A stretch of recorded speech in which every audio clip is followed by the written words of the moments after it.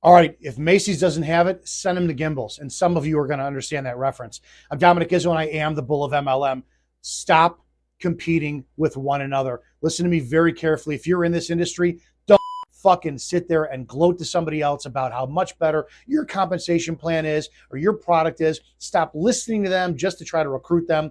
In network marketing, there's enough problems as is. And I truly believe if you help your competitor, you're going to grow. There's over 300 million people in the United States alone. You're going to tell me there's not enough great people out there for all of us to build together? In network marketing, one of the most infamous problems is our uplines are really never there to help us. So if we helped each other, could you imagine what we could do for this industry in totality? So stop trying to recruit each other. Stop trying to piss all over each other's products or company. Start focusing on building each other's businesses, even as competitors, and watch your own business grow. Let's change this industry together.